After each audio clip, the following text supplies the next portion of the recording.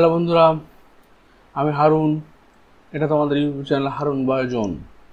আজকে আমরা class 9-এর chapter 3 জৈবনিক প্রক্রিয়া তার 3.3 ইউনিট পুষ্টি এবং পরিপাক তন্ত্র নিয়ে আজকে আমরা টেক্সট বুক থেকে আলোচনা করব। তো চলো দেরি না করে আমরা শুরু করি। দেখো, প্রথমে পুষ্টি কাকে বলা হয়। দেখো, বলছে খাদ্য তথা শক্তির যোগান কম পড়লেই সমস্যা, দেহ দুর্বল হয়ে পড়ে। এই কারণে খাদ্য গ্রহণ, শোষণ, আত্তীকরণ এবং প্রাণীর ক্ষেত্রে উদ্ভিদের সংশ্লেষ এবং আত্তীকরণ অত্যন্ত জরুরি। যে জৈবনিক পদ্ধতিতে তা ঘটে সেটা হলো পুষ্টি। তাহলে বলছে যে আমাদের শরীরে যদি খাবারের অভাব ঘটে তাহলে সেখানে কি হবে? সেখানে এটিপি তৈরি হবে না, আর এটিপি না তৈরি হলে আমাদের শরীর কি হবে? দুর্বল হয়ে পড়বে। তাই আমাদের শরীরের জন্য কি দরকার? খাবারের দরকার। তাই উদ্ভিদদের ক্ষেত্রে প্রাণীদের ক্ষেত্রে কি হচ্ছে?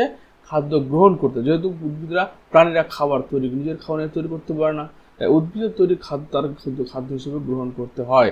তাই তাদের ক্ষেত্রে খাদ্য গ্রহণ, শোষণ, আত্তীকরণ হয়। কিন্তু প্রাণীদের ক্ষেত্রে কি হয়? যেহেতু এরা নিজের খাবার নিজে তৈরি করতে হয়, তাই বাইরে থেকে খাবার এদেরকে সংগ্রহ করতে হয় না। এবং তারপরে কি হয়? তারপরে আমাদের শক্তি উৎপন্ন হয় এবং জৈবনিক প্রক্রিয়া চলতে থাকে। সেই পদ্ধতিকে বলা হয় পুষ্টি। পুষ্টির ধারণা দেখো, তোমরা জানো জীবন ধারণের জন্য পুষ্টি একান্ত প্রয়োজন। পুষ্টি ছাড়া আমাদের জীবন চলা সম্ভব না। সুস্থ জীবনের সঠিক সুষম পুষ্টি, সামঞ্জস্যপূর্ণ পরিশ্রম এবং একান্ত কাম্য।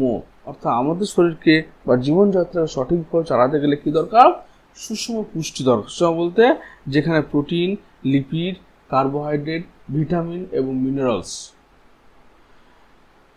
মানে সব পুষ্টি আর মিনারেলস এবং জল, এই সব পুষ্টি উপাদানগুলো আমাদের কি থাকবে? উপযুক্ত পরিমাণে থাকবে। তাহলে আমাদের শরীর ঠিক থাকবে এবং সামঞ্জস্যপূর্ণ কি করতে পারবে? পরিশ্রম করতে পারবে। তাহলে পুষ্টি দেখো, এখানে বলে যে পদ্ধতিতে জীব তার পরিবেশ থেকে প্রয়োজনীয় বিভিন্ন প্রকার খাদ্য উপাদান সংগ্রহ করে পরিপাক, শোষণ, আত্তীকরণ এবং বহিষ্করণের মাধ্যমে এবং উদ্ভিদের ক্ষেত্রে সংশ্লেষ এবং আত্তীকরণের মাধ্যমে প্রোটোপ্লাজমীয় পদার্থে পরিণত করে দেহের বৃদ্ধি, ক্ষয়পূরণ, রোগ প্রতিরোধ ক্ষমতা এবং শক্তির চাহিদা পূরণ করে।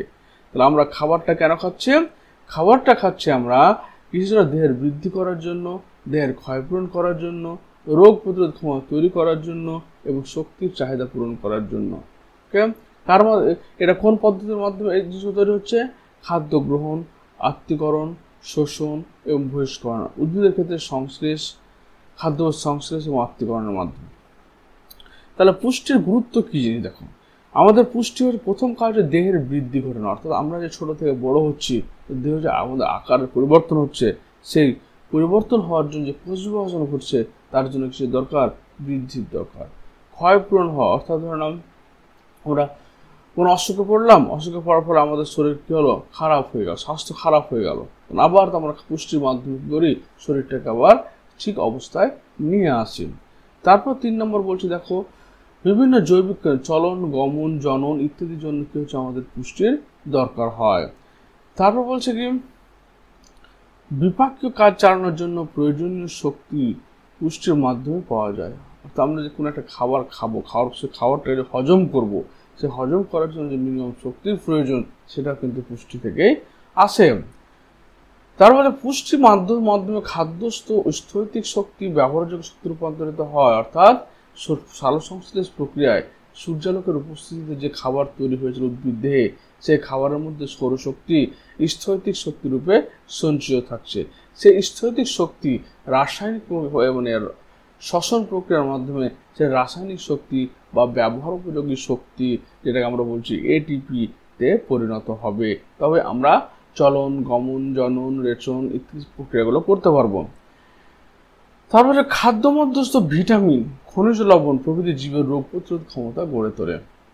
খাদ্য, যে সকল আহার্য সামগ্রী গ্রহণ করলে জীবদের বৃদ্ধি, ক্ষয়পূরণ, রোগ প্রতিরোধ এবং শক্তি উৎপাদন খাদ্য বলা হয়। যে সমস্ত আহার্য সামগ্রী গ্রহণ করলে আমাদের দেহের বৃদ্ধি হয়, ক্ষয়পূরণ হয়, রোগ প্রতিরোধ হয় এবং শক্তি উৎপাদন হয়, তাই খাদ্য বলে। খাদ্যের ব্যবহার, প্রথমে খাদ্য শক্তির উৎস রূপে ব্যবহৃত হয়। খাদ্য কেন? খাদ্য থেকে আমরা কি পাচ্ছি? আলটিমেট খাদ্য গ্রহণ, পরিপাক, শোষণ, আত্তীকরণ, বহিষ্করণের মাধ্যমে আমরা খাবার থেকে শক্তি পাই। যেমন 1 গ্রাম শর্করা বা প্রোটিন বা ফ্যাট সম্পূর্ণরূপে জারিত হয়ে থাকে 4.1, 4.2, 9.3 কিলোক্যালোরি শক্তি উৎপন্ন, অর্থাৎ 1 গ্রাম শর্করা থেকে 4.1, 1 গ্রাম প্রোটিন থেকে সাধারণত 3.9 to 4.1, 4.2 গ্রাম এবং 1 গ্রাম ফ্যাট থেকে 9.0 কিলোক্যালোরি শক্তি উৎপন্ন হয়। এবার খাদ্যস্থ ভিটামিন রাতকানা, ভিটামিন এর প্রভাবে কি হয়? রাতকানা রোগ দূর হয়। ভিটামিন ডি এর প্রভাবে রিকেট রোগ দূর হয়। ভিটামিন সি এর প্রভাবে স্কার্বি রোগ দূর হয়। হলো? তাহলে রাতকানা হলো কি? রাতকানা হলো তোমার রাতকানা আমাদের ভিটামিন এ দূর করে, ভিটামিন এ। তারপর হচ্ছে রিকেট, রিকেট ছোটদের রিকেট, বড়দের অস্টিওমালাইসিস রোগ, ভিটামিন ডি। এবং সেটা কি? Scurvy, vitamin C. তাহলে এই ভিটামিনগুলো যদি না দিই আমরা শরীরের মধ্যে, তাহলে কি হবে? আমাদের এই সমস্ত ডিজিজগুলো দেখা দিবে। খাদ্য প্রধানত দেহ গঠন, বৃদ্ধি এবং ক্ষয়পূরণের সাহায্য, অর্থাৎ দেহ গঠন অর্থাৎ যে আমাদের ছোট থেকে বড় হচ্ছি, ক্ষয়পূরণ অর্থাৎ আমাদের অসুখগ্রস্ত হয়ে শরীর খারাপ হয়ে গেলে সেটা আবার ঠিক করা, এবং বৃদ্ধিতে সাহায্য করছে। এবার পুষ্টির প্রকারভেদ দেখো। জীবদেহে পুষ্টির 2 প্রকার, একটা উদ্ভিদের পুষ্টি, একটা প্রাণীর পুষ্টি। তো প্রথমে উদ্ভিদের পুষ্টি দেখো। উদ্ভিদ স্বভোজী অর্থাৎ নিজের খাবার নিজে তৈরি করতে পারে। পরভোজী এবং মানে যারা নিজের খাবার নিজে তৈরি করতে পারে না, নিজের খাবারের জন্য অন্য কোনো উদ্ভিদের উপর নির্ভরশীল হয়ে বসবাস করে, তারা হচ্ছে পরভোজী, পরের ভোজন খাচ্ছে। যেমন প্রথমে স্বভোজী পুষ্টি, যে পুষ্টি প্রক্রিয়ার মাধ্যমে জীব ক্লোরোফিলযুক্ত সবুজ উদ্ভিদ কোষে উদ্ভিদ পরিবেশ থেকে গৃহীত কতগুলো সরল কাঁচামাল, কি কাঁচামাল? কার্বন ডাই অক্সাইড এবং জল, এটা কি করছে? সূর্যালোকের উপস্থিতি, সূর্যালোকের উপস্থিতিতে ক্লোরোফিল যুক্ত কোষে কি করছে ওরা? তোমার C6H12O6 প্লাস 6O2 প্লাস তোমার এনার্জি তৈরি করছে। তাহলে এরা কি করছে?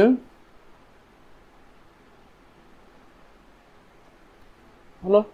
তাহলে স্বভোজী পুষ্টি মানে যে পুষ্টি প্রক্রিয়ার মাধ্যমে উদ্ভিদ পরিবেশ থেকে গৃহীত কার্বন ডাই অক্সাইড এবং জলের উপস্থিতিতে সূর্যালোকের দ্বারা ক্লোরোফিলযুক্ত কোষে তোমার কি হয়? গ্লুকোজ তৈরি করে এবং অক্সিজেন বের করে দেয় আর এনার্জি তৈরি হয়, তাকে বলা হচ্ছে স্বভোজী পুষ্টি।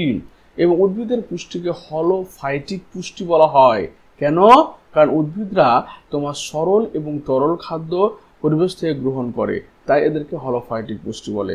সরল তরল বলতে উদ্ভিদরা মূলরম দ্বারা জল এবং জলে দ্রবীভূত খনিজ লবণকে শোষণ করে, তারা সলিড খাদ্যবস্তু খাদ্য হিসেবে গ্রহণ করে না।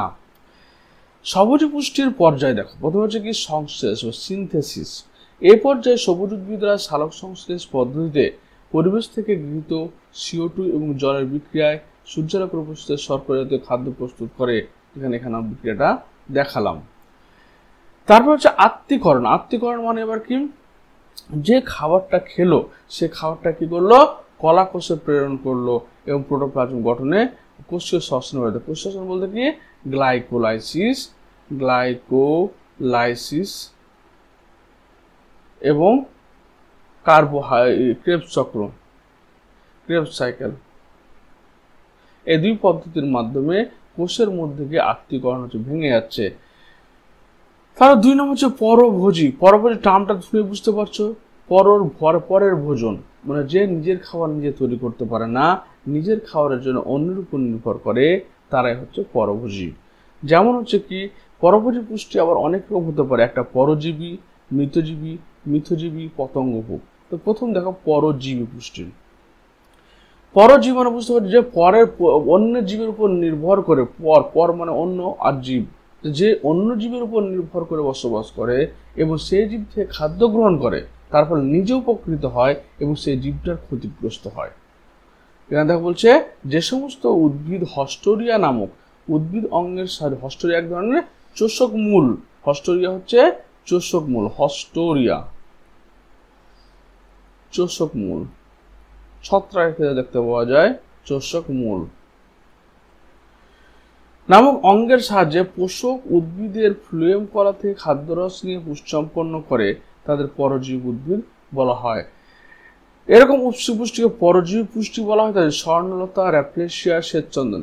এখানে একটা কথা উল্লেখ করেনি, সেটা হচ্ছে যে অন্যের শরীর থেকে খাদ্য নিয়ে ওরা বেঁচে থাকে, কিন্তু তার ফলে কি হয় যে যে হোস্ট থাকে তার ক্ষতিগ্রস্ত হয় এবং নিজে লাভবান হয়। যেমন করে স্বর্ণলতা গাছ, র্যাপ্লেশিয়া গাছ, শ্বেতচন্দন গাছ। মিথজীব মানে দুটো জীব পরস্পর উপর নির্ভরশীল হয়ে বসবাস করে, যার ফলে দুজনে উপকৃত হয়, তাকে মিথজীবী পুষ্টি বলা হয়। যেমন হচ্ছে যেমন ধরে নাও লাইকেন। লাইকেনের ক্ষেত্রে কি হয়, এর দুটো পার্ট রয়েছে, একটা অ্যালগি পার্ট বা শৈবাল পার্ট রয়েছে, একটা রয়েছে তোমার ছত্রাক পার্ট, ফানজাই। ছত্রাক পার্টটাকে বলা হয় মাইক্রোবায়ন্ট, আর এটা বলা হয় ফাইকোবায়ন্ট। এবার একটা জিনিস লক্ষ্য করবে যে এই শৈবাল এবং ছত্রাক, শৈবালের যে ফাইকোবায়ন্ট যে অংশটা রয়েছে, সেই অংশটা কি করে, শৈবালের যে ফাইকোবায়ন্ট অংশটা রয়েছে সেটা সালোকসংশ্লেষ করতে পারে বলে এরা সূর্যালোকের উপস্থিতিতে সালোকসংশ্লেষ করে, এবং সালোকসংশ্লেষ করার জন্য যে মিনারেলসের দরকার খাবার তৈরি করে, সেই খাবারটা তোমার ছত্রাককে দেয়। আবার ছত্রাক কি করে, এরা জলে দ্রবীভূত খনিজ লবণ শোষণ করে উদ্ভিদকে শৈবালকে দিচ্ছে, যার ফলে দুজনে উপকার হয়।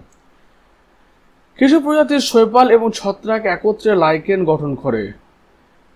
এর শৈবালের অংশকে ফাইকোবায়ন্ট বলে, সালোকসংশ্লেষে খাদ্য উৎপাদন করে, এবং ছত্রাক অংশকে মাইক্রোবায়ন্ট বলে, অপর গাছের ডালে সংগ্রহ থাকতে সাহায্য করে।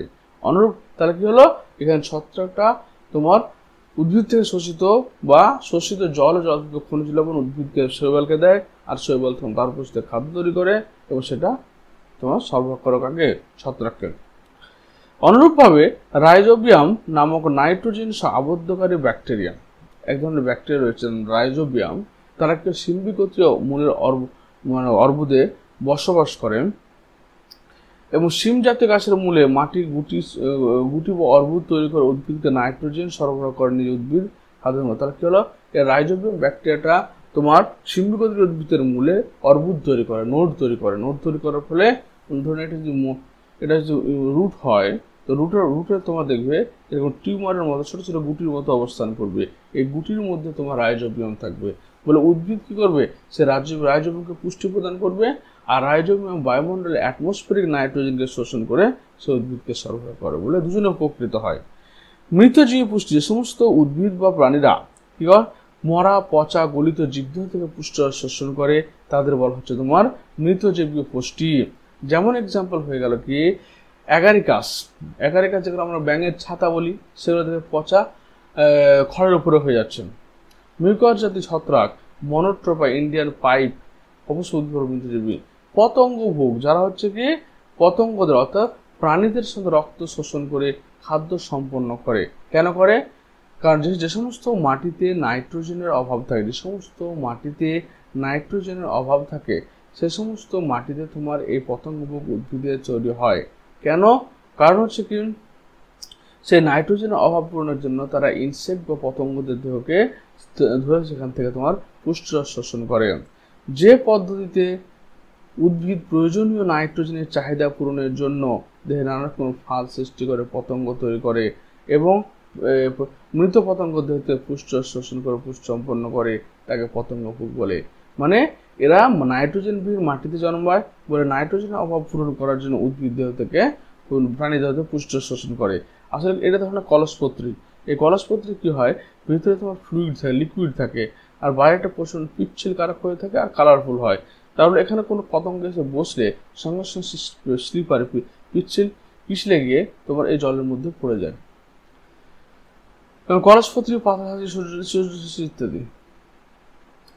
এরপর প্রাণীদের পুষ্টি, তাহলে উদ্ভিদের পুষ্টি হয়ে গেল। উদ্ভিদের পুষ্টি দুভাগে ভাগ করলাম, পরভোজী এবং স্বভোজী। স্বভোজী মানে নিজের খাবার নিজে তৈরি করলো, পরভোজী মানে অন্যের খাবার তৈরি করে তৈরি করা খাবার নেবে। যেমন পরজীবী হলো, মৃতজীবী হলো, পতঙ্গভোগ হলো।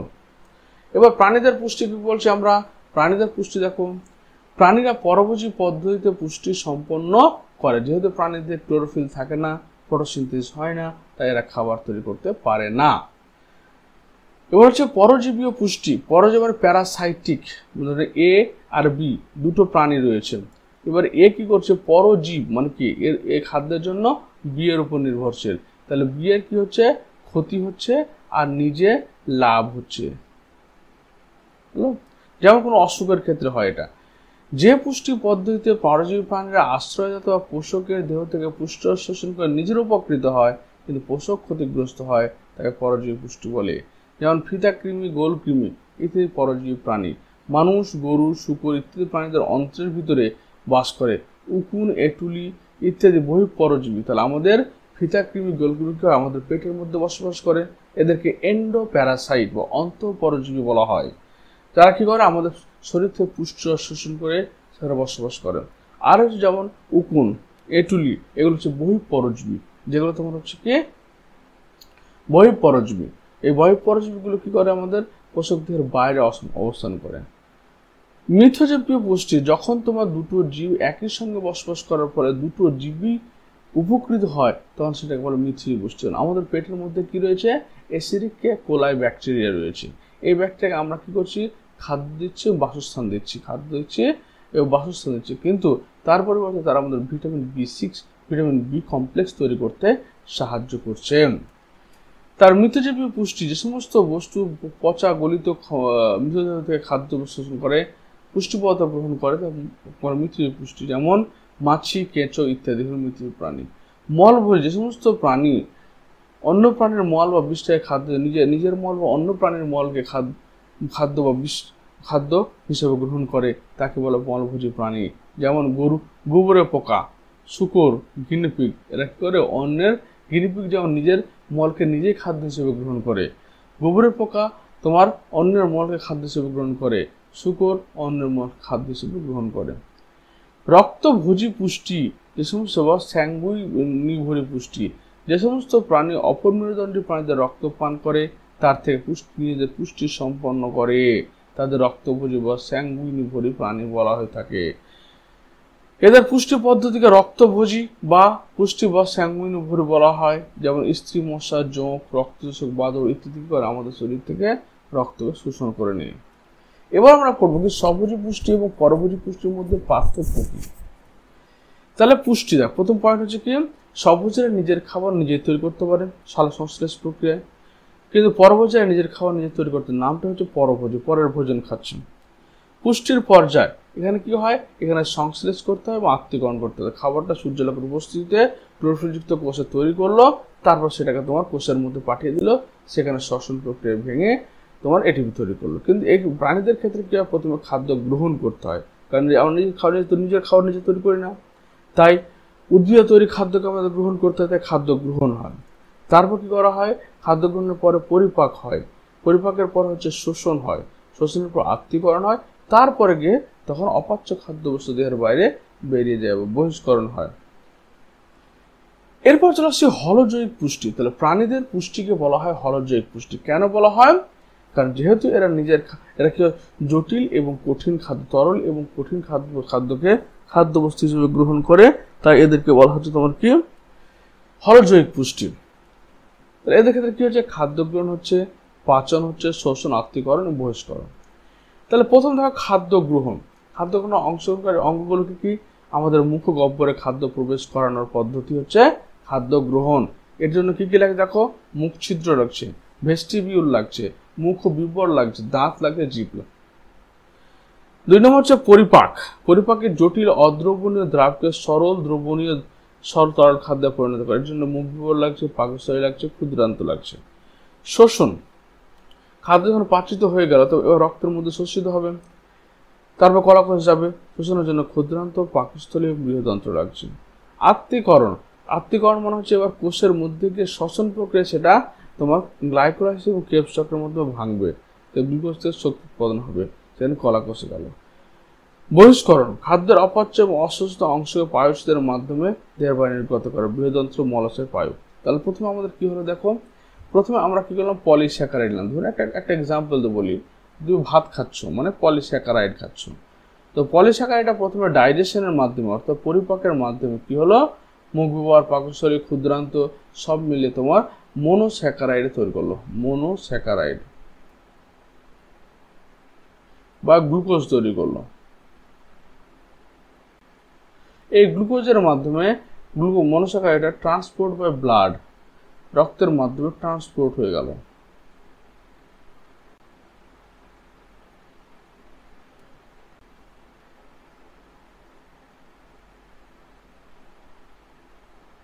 হলো, তারপরে ট্রান্সপোর্ট বাই ব্লাড, ব্লাডের মাধ্যমে ট্রান্সপোর্ট হয়ে চলে গেল কোথায়, তোমার সাইটোপ্লাজম এবং মাইটোকন্ড্রিয়া, সাইটোপ্লাজম আর মাইটোকন্ড্রিয়ার মধ্যে চলে গেল।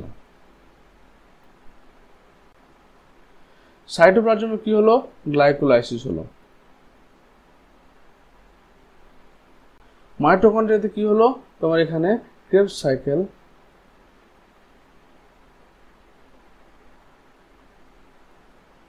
আর হচ্ছে কি টার্মিনাল প্রান্তীয় শ্বসন, যেটাকে বলছি আমরা প্রান্তীয় শ্বসন হলো। তারপরে আমাদের আলটিমেট কি তৈরি হলো, এখানে এটিপি তৈরি হলো। এটা হচ্ছে পুরো আমাদের বিভাগ। প্রথমে খাদ্য পলিস্যাকারাইড খাদ্য গ্রহণ করলাম, তারপর ডাইজেশন হবে, মনোস্যাকারাইড গ্লুকোজ তৈরি করলো।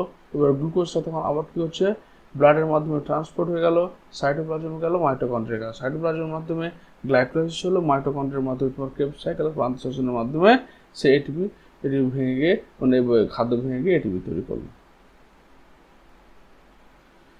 এরপর দেখো পৌষ্টিক তন্ত্র। তাহলে পৌষ্টিক তন্ত্র বলছে ডাইজেস্টিভ সিস্টেম। দেখো বলছে প্রাণীদেহের খাদ্য গ্রহণ পরিপাক, প্রাণীদেহে খাদ্য গ্রহণ পরিপাক সাহায্যকারী অঙ্গগুলি মিলিত হতে তন্ত্র গঠিত হয়, তাকে পৌষ্টিক তন্ত্র বলে। পৌষ্টিক তন্ত্র গঠিত হয় পৌষ্টিক নালী এবং কয়েকটি পরিপাক গ্রন্থির মাধ্যমে। তাহলে মানুষের খাদ্য গ্রহণ এবং পরিপাকের সাহায্যকারী অঙ্গগুলো মিলিত হয়ে কি তৈরি করে, পৌষ্টিক তন্ত্র তৈরি করে। এই পৌষ্টিক তন্ত্রটি কি নিয়ে গঠিত, পৌষ্টিক নালী নিয়ে গঠিত এবং পরিপাক গ্রন্থি নিয়ে গঠিত থাকে। এবার পৌষ্টিক নালী দেখো কি কি থাকছে। প্রথমে হচ্ছে কি মুখছিদ্র বা মুখগহ্বর। মুখছিদ্রের মাধ্যমে খাদ্য মুখ গহ্বরে প্রবেশ করে। তাহলে সামনের দিকে মুখের ছিদ্রটাকে বলা হচ্ছে মুখছিদ্র, ভিতরের দিকে বাক্কাল ক্যাভিটি বা মুখগহ্বর বলা হয়। মুখগহ্বরের আভ্যন্তরে অবস্থিত আনুষঙ্গিক অঙ্গগুলো দাঁত এবং জিহ্বা। দাঁতগুলি খাদ্যকে চর্বণ করে ছোট ছোট টুকরোয় পরিণত করে। পরিণত মানুষের মুখগহ্বরে উপর নিচে প্রায় 16টি করে 32টি দাঁত থাকে। মানে আমাদের নর্মালি কি হয়, উপরে 16টা থাকে আর নিচে 16টা দাঁত থাকে। মানুষের উভয় চোয়ালের অর্ধাংশে 4 প্রকার দাঁত থাকে। এই যে সামনের দুটো দেখো, এই দুটোকে বলা হয় ইনসাইজার। তারপর কি হয়, আমরা দুটো ক্যানাইন। তারপর হচ্ছে কি পরের দুটো হচ্ছে তোমার প্রিমোলার। তারপরে মাড়ির দিকের অংশটা হচ্ছে মোলার। অর্থাৎ আমাদের কি দুখানা ইনসাইজার থাকে, দুখানা করে 4খানা ইনসাইজার থাকে, উপরে দুটো নিচে দুটো। ওই জন্য ফর্মুলা হচ্ছে কি উপরে দুটো নিচে দুটো, আই ইনসাইজার হচ্ছে দুটো উপরে দুটো নিচে থাকে। তারপরে ক্যানাইন থাকে, এখানে তোমার এই যে একটা ক্যানাইন আর এটা একটা ক্যানাইন। তাহলে এখানে ক্যানাইন থাকে তোমার 1/1। তারপর হচ্ছে কি প্রিমোলার। প্রিমোলার হচ্ছে কি দুটো বাই দুটো থাকে এবং মোলার থাকে 3/3। আর শিশুদের ক্ষেত্রে এটা হচ্ছে অ্যাডাল্ট, আর চাইল্ডদের ক্ষেত্রে ওদের ইনসাইজার হচ্ছে 2/2, ক্যানার হচ্ছে তোমার 1/1, প্রিমোলার হচ্ছে তোমার 0/0 আর মোলার 2/2। এটা বাচ্চাদের ক্ষেত্রে দাঁতের সংখ্যা হচ্ছে 20টি আর আমাদের দাঁতের সংখ্যা হচ্ছে 32টি। মানে আমরা ধরছি কোনটা, একটা পার্টকে ধরছি, এই একটা পার্টকে আমরা ধরছি। তাহলে কটা পার্ট হচ্ছে, টোটাল 4টে পার্ট হচ্ছে। তো একটা পার্টে যে 8টা করে দাঁত থাকে, এটা 8টা, এটা 8টা। মানে আমরা মুখটাকে ভাগ করছি সমানভাবে এই 4টে অংশে। এটা একটা পার্ট, এটা একটা পার্ট, এটা একটা পার্ট, অর্থাৎ 4×8=32। দাঁতের এনামেল হচ্ছে মানবদের সবচেয়ে শক্ত বস্তু। এনামেল জিনিসটা কি এবার দেখো, এই যে বাইরের দিকে দাঁতের দিকে বাইরের দিকে যে সাদা কভারটা দেয়, দাঁতের বাইরের দিকে যে সাদা কভারটা থাকে সেই কভারটাকে বলা হয় এনামেল। এনামেলের ভিতরের দিকে যে স্তর থাকে তাকে বলা হয় ডেন্টিন, এটাকে বলা হয় ডেন্টিন। তারপর কি হচ্ছে, এর বাইরের দিকে তোমার কি থাকে, এই দেখো এটা হচ্ছে হাড়, হাড়ের মধ্যে তোমার জিনিসটা ঢুকে থাকে। হাড়ের মধ্যে দাঁতটা সকেটের মতো জয়েন্ট থাকে। এই দাঁতের সঙ্গে এবার দেখো রক্তনালীগুলো পরস্পর যুক্ত থাকে, রক্তনালী, তারপর স্নায়ু ইত্যাদি দাঁতের সঙ্গে যুক্ত থাকে এবং এই দাঁতগুলো মাড়ির সঙ্গে শক্তভাবে যুক্ত থাকার জন্য এদেরকে বলা হয় থেকোডন্ট। দাঁত শক্তভাবে মাড়ির সঙ্গে যুক্ত থাকার জন্য একে থেকোডন্ট বলা হয়। আবার এই দাঁত আমাদের দু রকমের হয়, একটা অ্যাডাল্ট টিথ আর একটা চাইল্ড টিথ বা দুধ দাঁত বলা হয়, একটা বয়স্ক দাঁত বলা হয়। এই দু রকমের দাঁত থাকার জন্য একে বলা হয় ডাইফিওডন্ট। আবার কি হচ্ছে, আমাদের কি থাকে, ইনসাইজার থাকে, ক্যানাইন থাকে, প্রিমোলার থাকে, মোলার থাকে। এই 4 ধরনের দাঁত থাকার জন্য একে বলা হয় হেটারোডন্ট। এই টার্মগুলো মনে রাখবে। তাহলে যেহেতু দাঁত আমাদের মাড়ির সঙ্গে শক্তভাবে যুক্ত থাকে, তাই বলা হয় একে বলা হয় থেকোডন্ট বলা হয়। আবার কি আমাদের দু রকমের দাঁত জীবদ্দশায় দেখতে পাওয়া যায়, একটা অ্যাডাল্ট টিথ, একটা হচ্ছে মিল্ক টিথ বা দুধ দাঁত এবং বয়স্ক দাঁত। তো এই দু রকম দাঁত দেখার জন্য আমাদের ডাইফিওডন্ট বলা হয়। আবার আমাদের 4 রকমের দাঁত দেখা যায়, একটা ইনসাইজার, ক্যানাইন, প্রিমোলার, মোলার। এই 4 রকমের দাঁত দেখার জন্য আমরা একে বলি হেটারোডন্ট। কাজ কি দেখো, চোয়ালে উপস্থিত দাঁত বিভিন্ন ধরনের দাঁত খাদ্যকে ছিঁড়তে, চিবোতে, চূর্ণ বিচূর্ণ করতে সাহায্য করে। অর্থাৎ একটা খাবারকে প্রথমে ভাঙার জন্য প্রথমে গৌকে চূর্ণ বিচূর্ণ করে, তার কাজটা করছে কে? দাঁত। লালাগ্রন্থি নিঃসৃত লালারস মুখ গোবরের শর্করা জাতীয় খাদ্যের আংশিক পচনে সাহায্য করে, কারণ লালাগ্রন্থির মধ্যে কি থাকে? টায়ারিন থাকে আর মল্টোজ থাকে, যেটা কি হয়, শুধুমাত্র কার্বোহাইড্রেটকে পাচন ঘটায়। আর জীবের সাহায্যে স্বাদ গ্রহণের সাহায্য করে। জীবের মাধ্যমে খাবারের যে টেস্ট সেটা আমরা গ্রহণ করি, আর জীব খাদ্য গিলতে সাহায্য করে। এরপর গলবিল। তাহলে আমাদের মুখ গহ্বর যে হলো, পরবর্তী অংশটাকে আমরা বলছি কি? গলবিল বলছি। গলবিল হলো মুখগহ্বরের পশ্চাৎ প্রান্ত সংলগ্ন একটি ফানেলের ন্যায় নল, অর্থাৎ এই জায়গার অংশটাকে বলা হচ্ছে ওরা গলবিল।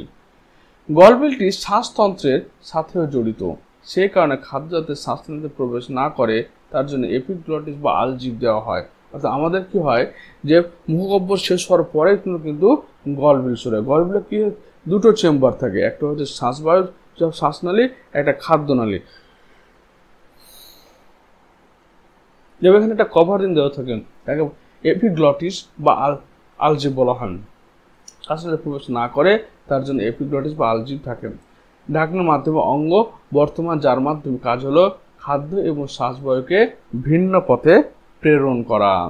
গলবিলের গ্লটিস ছিদ্রটি শ্বাসনালীর সঙ্গে এবং গ্যালেট ছিদ্রটি গ্রাসনালীর সঙ্গে যুক্ত থাকে। তাহলে গ্লটিস যে ছিদ্রটি সেটি কার সঙ্গে? শ্বাসনালীর সঙ্গে, এবং গ্যালেট ছিদ্রটি শ্বাসবায়ুর সঙ্গে যুক্ত থাকে। মুখবিবর মধ্যস্থ চর্বিত আংশিক পাচিত খাদ্যবস্তু গলবিলের মাধ্যমে গ্রাসনালীতে প্রবেশ করে। যেমন এখানে দেখো এইটা যে আমাদের মুখ বিবরের জাস্ট পিছনের অংশ, এটা হচ্ছে তোমার এপিগ্লটিস থাকছে। এখানে এই যে এপিগ্লটিস থাকছে, এই এপিগ্লটিস তোমার কি গ্লটিস অংশটা শ্বাসনালীর সঙ্গে এবং শ্বাসনালীর সঙ্গে, আর কি বলছে ওটাকে, গ্যালেট ছিদ্রটি গ্রাসনালীর সঙ্গে যুক্ত। এবার গ্রাসনালী বলতে আমাদের এই এসোফেগাস, যেটাকে আমরা বলছি এসোফেগাস, এই গ্রাসনালী।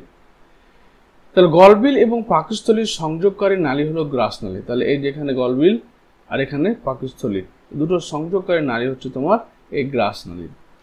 গলধকৃত খাদ্যবস্তু এই অংশের মাধ্যমে পরিবাহিত হয়। এর শেষ প্রান্তে গ্রাসনালী বলয় বা কার্ডিয়াক স্ফিংটার নামক একটি স্ফিংটার পেশি থাকে, যা পাকস্থলীতে প্রবেশকারী খাদ্যকে পুনর্গ্রাসনালীতে ফিরতে দেয় না। অর্থাৎ আমাদের এখানে কি থাকে, এটা পাকস্থলী জাস্ট এই জায়গাটায় তোমার কি থাকে, একটা স্ফিংটার থাকে, বলা হয় কার্ডিয়াক স্ফিংটার। অর্থাৎ গ্রাসনালী যে খাদ্যটা আসলো সে খাদ্যটা আবার ঘুরে না যায়, সেই জন্য এখানে কি থাকছে, একটা ভালভ থাকছে, সেটাকে বলা হয় কার্ডিয়াক স্ফিংটার। কাজ কি? গ্রাসনালী পর্যায়ক্রমে সংকুচিত এবং প্রসারিত হয়ে খাদ্যবস্তুকে পাকস্থলীতে প্রেরণ করে। এখানে খাদ্যবস্তু শোষণ পরিপাক হয় না। তাহলে এখানে খাদ্যের শোষণ হয় না, পরিপাক হয় না, কিন্তু খাদ্যটাকে মুখবিবর থেকে পাকস্থলীতে পৌঁছে দেয়। এটা হচ্ছে কার কাজ? মানে গ্রাসনালীর কাজ। এবার পাকস্থলী চলে যাবে, এটা হচ্ছে পাকস্থলী আমাদের। এই যেটা পাকস্থলী। তাহলে কি হচ্ছে দেখো এখানে কি করতে হবে। পাকস্থলী হলো একটি পেশিবহুল যে আকৃতি বিশিষ্ট থলির মতো অংশ। পাশে পাকস্থলী অনেকটা কি হয়, যে আকৃতি বিশিষ্ট অংশ, থলিভূত অংশ। বক্ষ এবং উদর কব্বরের মাঝে অবস্থিত পেশিময় মধ্যস্থ নামক পর্দা দ্বারা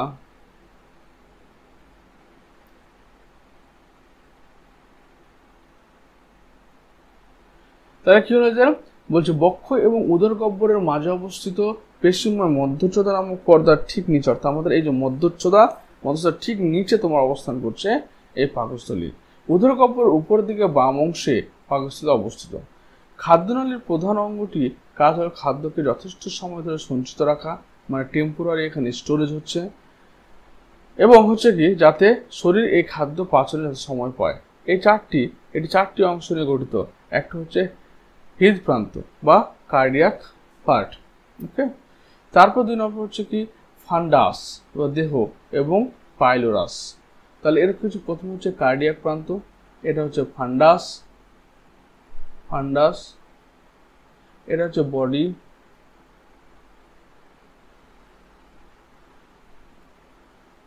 পাইলোরাস।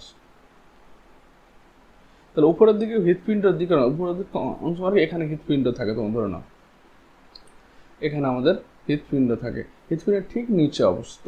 তাহলে এখানে কার্ডিয়াক স্ফিংক্টার থাকলো, এই উঁচু অংশটাকে বলা হচ্ছে আমরা ফান্ডাস, এবং এই বড় দেহটাকে আমরা বলছি বডি, আর নিচের দিকে আছে কি তোমার পাইলোরাস, যেখানে পাইলোরিক স্ফিংক্টার বর্তমান থাকে।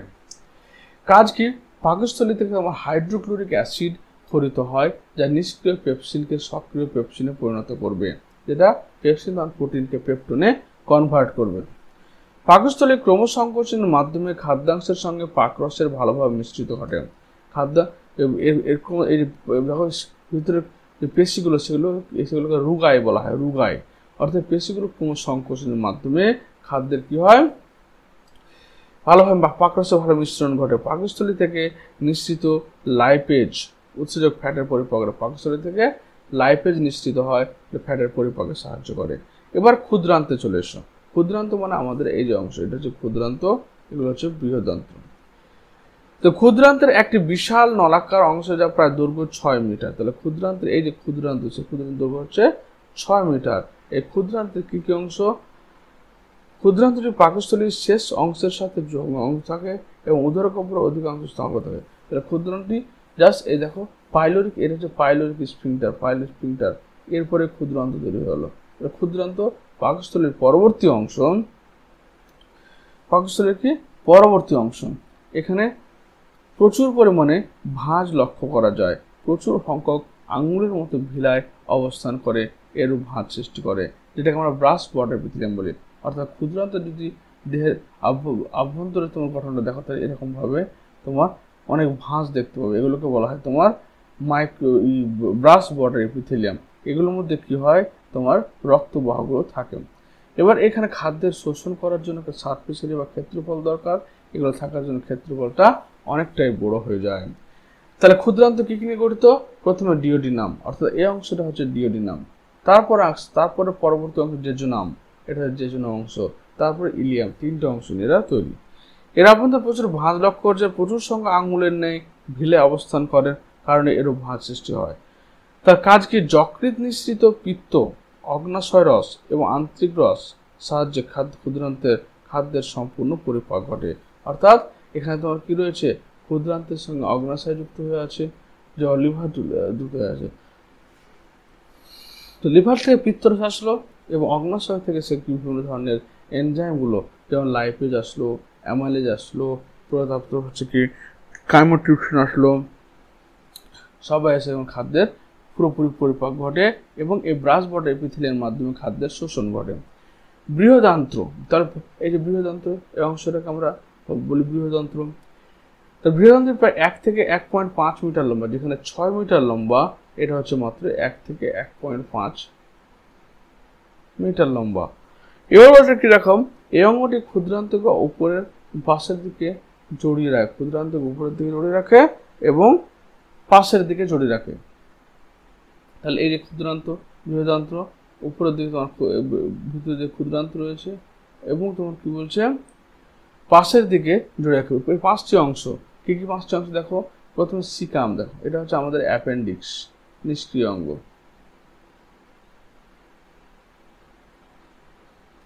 এটা সিকাম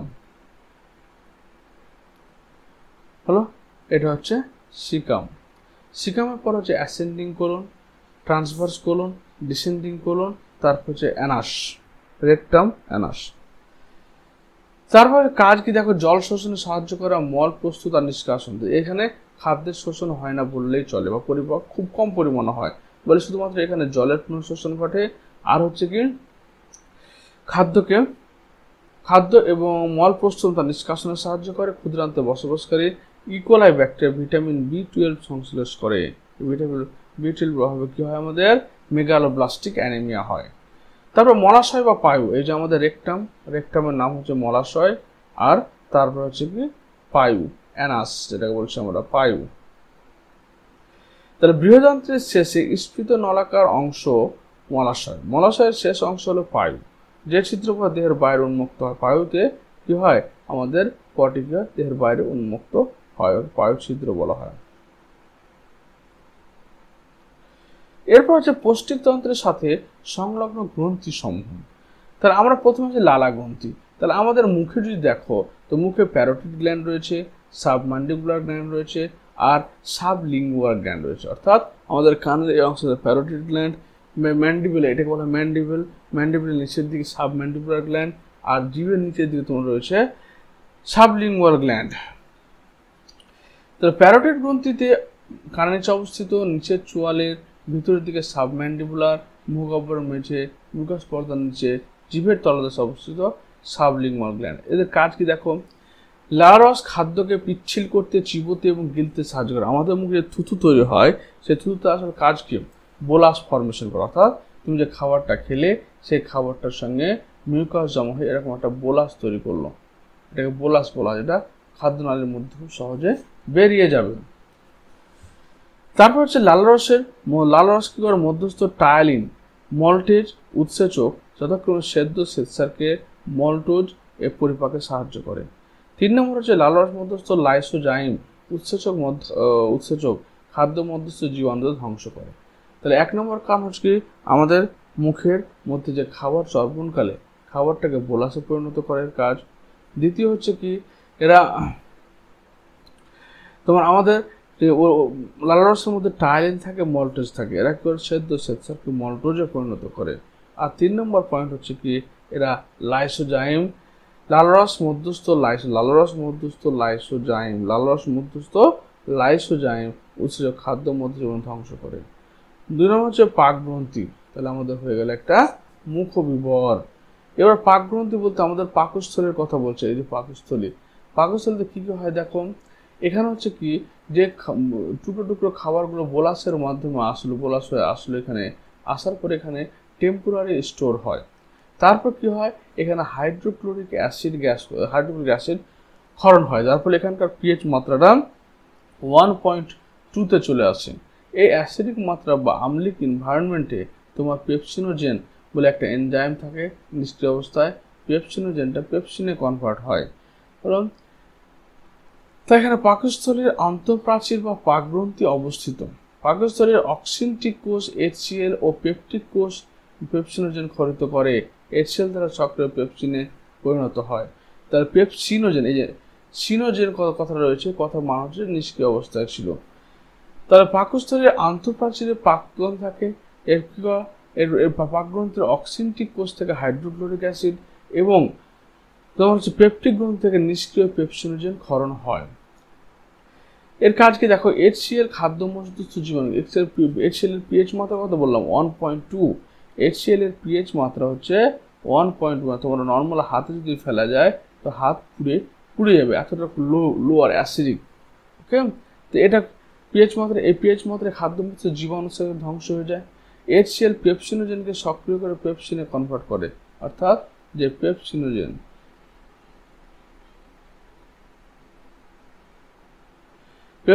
কি হয়, পেপসিনোজেনকে পেপসিনে কনভার্ট করে দেয়। তারপর হচ্ছে কি, পেপসিন প্রোটিনকে ভেঙে পেপটোনে কনভার্ট করে এবং গ্যাস্ট্রিক লাইপেজ ফ্যাটকে ভেঙে ফ্যাটি অ্যাসিড এবং গ্লিসারলে পরিণত করে। পাকস্থলীতে আংশিক পাচিত অ্যাসিড মিশ্রিত খাদ্যমণ্ডকে কাইম বলা হয়, অর্থাৎ আংশিকভাবে পাচিত হয়েছে এবং তার সঙ্গে হাইড্রোক্লোরিক অ্যাসিড মিশ্রিত হয়েছে। আচ্ছা, পাকস্থলীতে আংশিক পাচিত অ্যাসিড মিশ্রিত খাদ্যকে কাইম বলে এবং ক্ষুদ্রান্তে সম্পূর্ণ পাচিত খাদ্যকে কাইল বলা হয়। সংজ্ঞা মনে রাখবে যে পাকস্থলীর মধ্যে তো আংশিক পাচিত হয়, এই আংশিক পাচিত খাদ্যকে কাইম বলা হয়, আর ক্ষুদ্রান্তে সম্পূর্ণভাবে পাচিত খাদ্যকে কাইলোমাইক্রো বা কাইল বলা হয়ে থাকে। এরপর যকৃৎ এবং পিত্তথলি, অর্থাৎ এই যে আমাদের যকৃৎ আর এখানে এই ছোট্ট কালার পিত্তথলি রয়েছে। তো যকৃৎ নামক গ্রন্থটি উদর গহ্বরের পাকস্থলীর ডান দিকে মধ্যচ্ছদার নিচে এবং ক্ষুদ্রান্তের উপরে অবস্থিত, অর্থাৎ দেখো এটা ডান দিকে ক্ষুদ্রান্ত ঠিক নিচে, ক্ষুদ্রান্ত বলছি ফুসফুসের ঠিক নিচে ডায়াফ্রামের নিচে অবস্থান করে। যকৃতের ডান খণ্ডের নিচে পিত্তথলি অবস্থিত, যা যকৃতের সাথে পিত্তকে স্বাভাবিকভাবে জমা রাখে। এই যে পিত্তথলি। স্বাভাবিক মানুষের যকৃতের ওজন 1 থেকে 5 কেজি, 1.5 কেজি। এর দেহের বৃহত্তম পাচক অঙ্গ। তাহলে যকৃতের সাইজ কত? 1.5 কেজি। এটা শরীরের সবচেয়ে বড় অঙ্গ। কাজ কি? পিত্তরসে উৎসেচক না থাকলেও পিত্ত লবণ, সোডিয়াম টোরোকুলেট, সোডিয়াম গ্লাইকোলেট স্নেহ পদার্থের উপর গুরুত্বপূর্ণ ভূমিকা নেয়। অন্ত্রের পরিবেশকে ক্ষারীয় করে। পিত্ত লবণ ফ্যাটের ইমালসিফিকেশন ঘটায়। মানে ইমালসিফিকেশন মানে হচ্ছে যে পিত্ত লবণ কি করে ফ্যাটকে ছোট ছোট টুকরোতে ভেঙে দেওয়া, একে বলা হয় ইমালসিফিকেশন বলা হয়। যকৃৎ ফ্যাটের সঞ্চয় এবং প্রোটিন ও শর্করা সংশ্লেষে সাহায্য করে। অগ্নাশয় কোথায় রয়েছে? এই যে প্যানক্রিয়াস, আমাদের যে অগ্নাশয়। অগ্নাশয় একটা মিশ্র গ্রন্থি, কারণ এখানে অন্তঃক্ষরা গ্রন্থি ও বহিঃক্ষরা গ্রন্থি দুটো হিসেবে কাজ করে, এরকম মিশ্র গ্রন্থি বলা হয়। অগ্নাশয় ক্ষরিত উৎসেচকগুলো হলো কি? Trypsin, lipase, amylase. ট্রিপসিন প্রোটিনকে ভাঙবে, লাইপেজ হচ্ছে লিপিডকে ভেঙে ফ্যাটি অ্যাসিড গ্লিসারল তৈরি করবে, অ্যামাইলেজ তোমার কার্বোহাইড্রেটকে ভাঙবে। নালীর মাধ্যমে ক্ষুদ্রান্তে পৌঁছায়। তাহলে এটা কি করছে? এই যে ডিওডিনাম অংশে একটা কমন নালী রয়েছে, সেই নালীর মধ্যে অগ্নাশয় নিঃসৃত রস এবং ক্ষুদ্রান্ত নিঃসৃত রস। অগ্নাশয় ক্ষরিত উৎস হলো নালীর মাধ্যমে ক্ষুদ্রান্তে পৌঁছে খাদ্যের রাসায়নিক পাচন সম্পূর্ণ সাহায্য করে। ক্ষারীয় অগ্নাশয় মানে আমাদের যখন পাকস্থলীতে থাকলাম আমরা, তখন ছিল এখানে অ্যাসিডিক pH 1.2, কিন্তু যখনই আমরা ক্ষুদ্রান্তে চলে আসলাম সেখানকার পিএইচটা পরিবর্তন হয়ে তোমার হয়ে গেল 7.8, অর্থাৎ মোটামুটি ক্ষারীয় পিএইচ হয়ে গেল। ক্ষারীয় পিএইচ তোমার কি করছে? এই ক্ষারীয় পিএইচ অংশটা তোমার অগ্নাশয়কে বা যকৃৎকে উদ্দীপ্ত করছে তাদের পাচক রস ক্ষরণ করার জন্য। এবার আন্তরিক গ্রন্থি। ক্ষুদ্রান্তের ডিওডিনামের সাবমিউকাস স্তরে ব্রুনার্স গ্ল্যান্ড এবং মিউকাস স্তরে লাইবারকুন গ্ল্যান্ড মিলিত গঠিত আন্তরিক গ্রন্থি। তাহলে ক্ষুদ্রান্তের মধ্যে কি থাকলো? ক্ষুদ্রান্তের ডিওডিনাম অংশে ব্রুনার গ্ল্যান্ড আর তোমার মিউকাস স্তর অবস্থায় লিবারকুন গ্ল্যান্ড আন্তরিক গ্রন্থি তৈরি করে। এই গ্রন্থি নিশ্চিত পাচক রস, আন্তরিক রস বা সাক্কাস এন্টেরিকাস। তাহলে বলা হয় কি সাক্কাস এন্টেরিকাস কি? অর্থাৎ ক্ষুদ্রান্তের ব্রুনার গ্রন্থি এবং লিবারকুন গ্রন্থি থেকে নিশ্চিত এক ধরনের রস, তাদের বলা হয় কিটস অফ লিবারকুন। কাজ কি? আন্তরিক রস মধ্যস্থ বিভিন্ন পাচক উৎসেচক সব ধরনের খাদ্য এবং শর্করা, প্রোটিন, ফ্যাট সবার পাচন ঘটায়।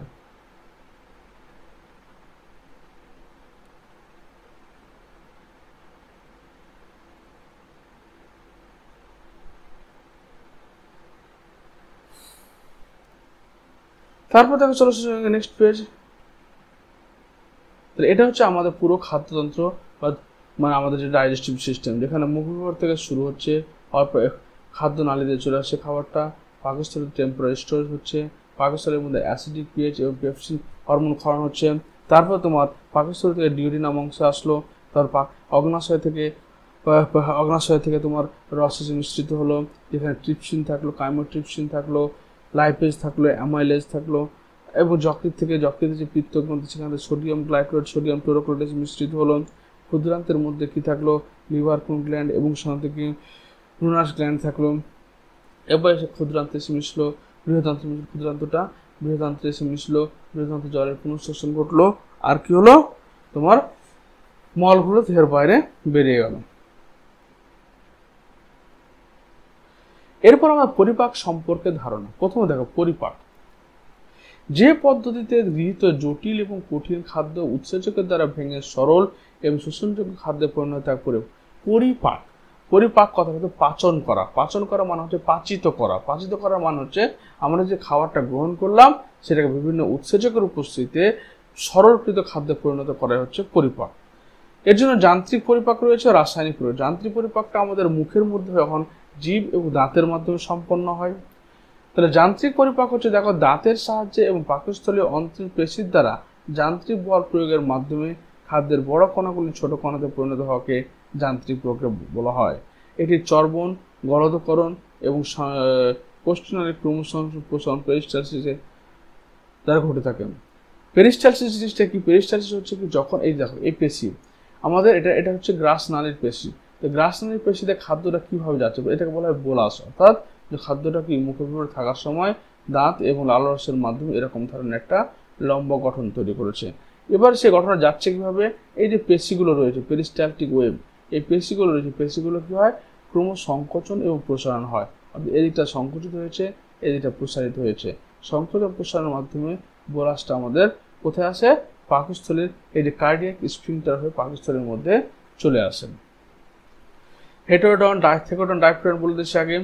যান্ত্রিক পরিপাক পদ্ধতি চর্বণ, দাঁতের সাহায্যে খাদ্য চিবানোর ফলে খাদ্য চূর্ণ বিচূর্ণ হয়। গলদকরণ, মুখগহ্বর পেশির সাহায্যে লালা মিশ্রিত পিচ্ছিল খাদ্যের দলা রাসায়নিক পাঠানোর পদ্ধতি গলদকরণ মানে মুখগহ্বর থেকে খাদ্য লালারস মিশ্রিত এরকম ভাবে বোলাস, এটাকে বলা হয় বোলাস। বোলাস ফর্মেশনের মাধ্যমে খাদ্যনালীতে আসাকে বলা হচ্ছে তোমার গলদকরণ। পেরিস্টালসিস সঞ্চালন, পৌষ্টিক নালীর অনৈচ্ছিক পেশি, যেহেতু এগুলোকে হচ্ছে স্মুথ মাসেল বা তোমার মসৃণ পেশি, তাই এগুলো অনৈচ্ছিক, অর্থাৎ আমরা নিজে থেকে কন্ট্রোল করতে পারবো না, ওরা স্বয়ংক্রিয়ভাবে ব্রেনের মাধ্যমে কন্ট্রোল হবে। সংকোচন এবং প্রসারণ পেরিস্টালসিস বলা হয়। এর ফলে খাদ্য পাচকরসের সঙ্গে মিশে প্রশেষ প্রান্তে পৌঁছায়। বিপরীত পেরিস্টালসিসের কারণে বমি হয়। আমাদের বমি কেন হয়? যখন আমাদের পেরিস্টালসিস প্রক্রিয়াটা উল্টো দিয়ে কাজ করতে শুরু করে। পেরিস্টালসিসের মাধ্যমে উপর নিচের দিকে খাওয়া যাচ্ছে, উপর থেকে নিচের দিকে, কিন্তু যখন আমাদের খাবারটা নিচ থেকে উপরের দিকে যায় অ্যান্টি পেরিস্টালসিস পদ্ধতিতে, তখন সেটাকে বলা হচ্ছে আমরা বমি। রাসায়নিক পরিপাক, পরিপাক গ্রন্থি থেকে নিঃসৃত, পরিপাক গ্রন্থি থেকে নিঃসৃত উৎসেচক, যেমন ক্ষুদ্রান্ত থেকে বৃহদান্ত্র থেকে নিঃসৃত উৎসেচক খাদ্যের আদ্র বিশ্লেষণকে রাসায়নিক পরিপাক বলে। আন্তরিক গ্রন্থি নিঃসৃত ল্যাকটেজ, ল্যাকটোজকে ভেঙে গ্লুকোজ এবং গ্যালাক্টোজে পরিণত করে। অর্থাৎ ল্যাকটোজ হচ্ছে একটা বাইস্যাকারাইড, ডাইস্যাকারাইড অর্থাৎ দ্বিশর্করা, ওরা ভেঙে দেখিয়ে তুমি কোথায় হচ্ছে এর গ্লুকোজ তৈরি করছে এবং গ্যালাক্টোজ তৈরি করছে, দুটো মনোস্যাকারাইড বা সুগার। এবার পরিপাককারী উৎসেচক দেখো, যে সমস্ত জৈব অনুঘটক নির্দিষ্ট সাবস্ট্রেট, এবার সাবস্ট্রেট বলতে কি হচ্ছে? সাবস্ট্রেট মানে হচ্ছে সেটা আমাদের খাদ্যের কথা বলা হচ্ছে। সাবস্ট্রেট মানে সেটা প্রোটিন হতে পারে, সেটা লিপিড হতে পারে, সেটা কার্বোহাইড্রেট হতে পারে।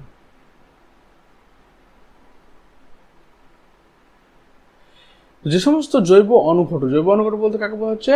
এটা এনজাইমকে বোঝাচ্ছে, ক্যাটালিস্ট বা এনজাইমকে বোঝাচ্ছে। নির্দিষ্ট সাবস্ট্রেট উপর কাজ করে নির্দিষ্ট জৈব রাসায়নিক বিক্রিয়া সম্পাদনে সাহায্য করে, বিক্রিয়া শ্রেণী যে অপরিবর্তিত থাকে তাদের উৎসেচক বলে। যেমন প্রোটিনকে ভাঙার জন্য পেপসিন রয়েছে,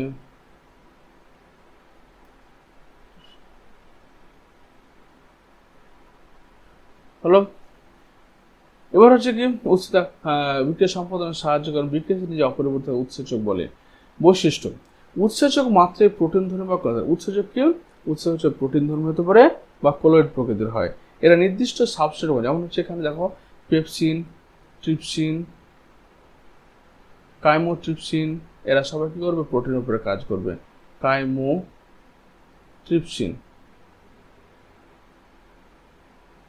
লিপিডের ক্ষেত্রে লাইপেজ এবং কার্বোহাইড্রেটের ক্ষেত্রে অ্যামাইলেজ। তো নির্দিষ্ট সাবস্ট্রেটের জন্য কি থাকবে? এনজাইম নির্দিষ্ট থাকবে। এরা জৈব রাসায়নিক বিক্রিয়া হারকে ত্বরান্বিত করে, বিক্রিয়া নিজে অপরিবর্তিত থাকে, পিএইচ মাত্রায় কাজ করে। অর্থাৎ এনজাইম কিভাবে কাজ করে দেখাতে? এনজাইম হচ্ছে এনজাইম কি করে? প্রথমে সাবস্ট্রেটের সঙ্গে যুক্ত হয়, দিয়ে এনজাইম সাবস্ট্রেট কমপ্লেক্স তৈরি করে। এরপরে কি হয়, সেখান থেকে আবার এনজাইম তৈরি হয়, প্রোডাক্ট তৈরি হয়।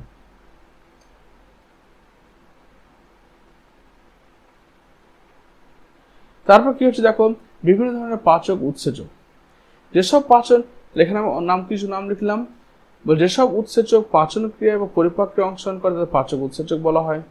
পাচক উৎসেচক পরিপাক 3 ধরনের হয়। একটা হচ্ছে অ্যামাইলোলাইটিক, অর্থাৎ যেটা আমাদের শর্করাকে ভাঙবে, যেমন অ্যামাইলেজ হচ্ছে, সুক্রেজ আছে, মল্টেজ আছে।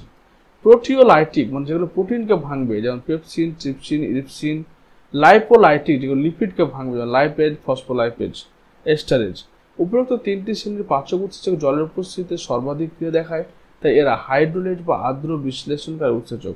মানে জলের উপস্থিতিতে কি করে, এরা হচ্ছে তোমার জটিল খাদ্যবস্তুকে সরল খাদ্যবস্তুতে পরিণত করে। এখানে দেখো, আমরা দেখতে পাবো প্রথম হচ্ছে মুখ বিবর। তো মুখ বিবর আমরা কি পেয়েছি, প্যারোটিড গ্ল্যান্ড পেয়েছি, আমরা সাবম্যান্ডিবুলার গ্ল্যান্ড পেয়েছি, সাবলিঙ্গুয়াল গ্ল্যান্ড পেয়েছি।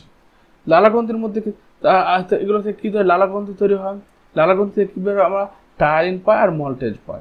টায়ালিন কি করে, সিদ্ধ শ্বেতসারকে কি করে, সিদ্ধ শ্বেতসার এরিথ্রোডেক্সট্রিনে কনভার্ট করে। এরিথ্রোডেক্সট্রিনকে আবার এক্সোডেক্সট্রিন আলফা লিমিট ডেক্সট্রিন মল্টোজে কনভার্ট করে, আর মল্টোজ প্লাস আইসোমল্টোজে কনভার্ট করা। মল্টোজ কি করে, এরা 2 অণু গ্লুকোজ তৈরি করে। মল্টোজকে, এই যে মল্টোজ তৈরি হয়, মল্টোজটা তৈরি হয়েছে, এই মল্টোজকে 2 অণু গ্লুকোজে কনভার্ট করে হচ্ছে লালাগ্রন্থি। ক্ষুদ্রান্ত আন্তরিক গ্রন্থি, যেমন হচ্ছে কি প্যানক্রিয়াটিক অ্যামাইলেজ,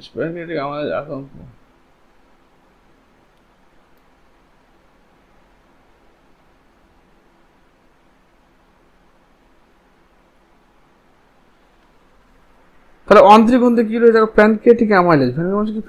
আমাদের অগ্নাশয় থেকে যে মানে শর্করা ভঙ্গ উৎসেচক বেরোয় তাকে প্যানক্রিয়াটিক অ্যামাইলেজ বলে, মল্টোজ এবং আইসোমল্টোজে কনভার্ট করে।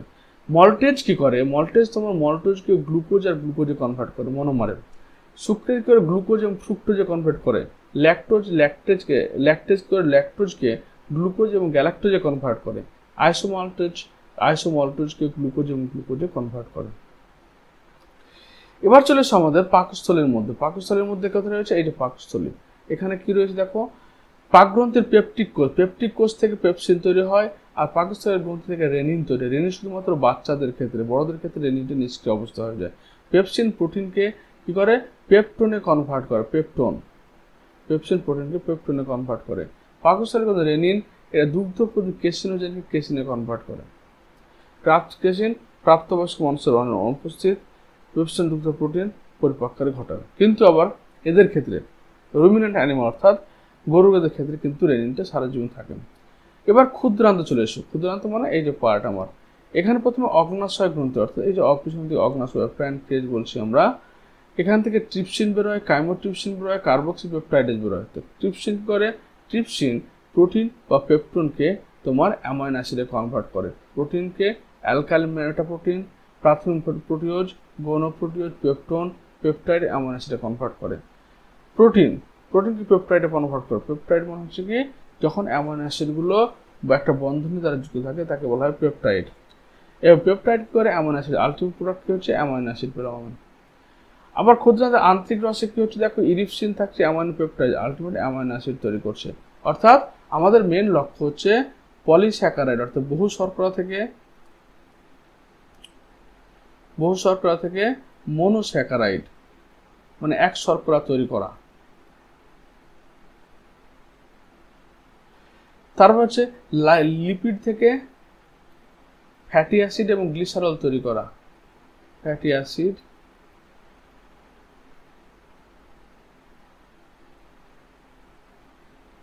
তারপর হচ্ছে কি, ফ্যাটি অ্যাসিড প্লাস গ্লিসারল। আর প্রোটিন থেকে অ্যামাইনো অ্যাসিড তৈরি করা, এটা আমাদের লক্ষ্য। কারণ এইগুলো হচ্ছে সরল ফর্ম। অ্যামাইনো অ্যাসিড বলো, ফ্যাটি অ্যাসিড বা মনোস্যাকারাইড, এগুলো হচ্ছে সিঙ্গেল ইউনিট, যেগুলো তোমার রক্তের মাধ্যমে শোষিত হয়, তারপর বাহিত হয়ে কোষের মধ্যে যায়। লাইপোলাইটিক, ক্ষুদ্রান্তের মধ্যে অগ্নাশয় গ্রন্থি থেকে কি বেরোচ্ছে, অগ্নাশয় গ্রন্থি থেকে প্যানক্রিয়াটিক লাইপেজ, আন্তরিক লাইপেজ, ফ্যাটি অ্যাসিড এবং গ্লিসারলে কনভার্ট করে দিল। এরপরে দেখো বিভিন্ন ধরনের পরিপাকের উৎসের তুলনা। প্রথম হচ্ছে দেখো অ্যামাইলোলাইটিক, মানে এটি শর্করাকে ভাঙবে, প্রোটিলাইটিক প্রোটিনকে ভাঙবে, লাইপোলাইটিক লিপিডকে ভাঙবে। তাহলে গঠন প্রকৃতি কি? অ্যামাইলোলাইটিক এনজাইমগুলো হচ্ছে প্রোটিন জাতীয়, প্রোটিন থেকে তৈরি হয়। প্রোটিলাইটিকও প্রোটিন জাতীয় এবং লাইপোলাইটিকও প্রোটিন জাতীয়, মানে এনজাইম হচ্ছে সময় হচ্ছে কি প্রোটিন জাতীয় কলোয়েডীয় বস্তু। তাপমাত্রা, অ্যামাইলোলাইটিক দেহ তাপমাত্রায় কার্যক্রম, সবাই দেহ তাপমাত্রায় কার্যক্ষম হয়। সাবস্ট্রেট, অ্যামাইলোলাইটিকের জন্য শর্করা লাগবে, প্রোটিলাইটিকের প্রোটিন লাগবে, লাইপোলাইটিকের ফ্যাট লাগবে। তার বিক্রিয়া বিক্রিয়া কি উৎপন্ন হয়? গ্লুকোজ উৎপন্ন হয়, ফ্রুক্টোজ উৎপন্ন, গ্যালাক্টোজ, সবগুলো কিন্তু এক শর্করা। প্রোটিনের মাধ্যমে অ্যামাইনো অ্যাসিড তৈরি হয়, ফ্যাটি অ্যাসিড গ্লিসারল উৎপন্ন হয়।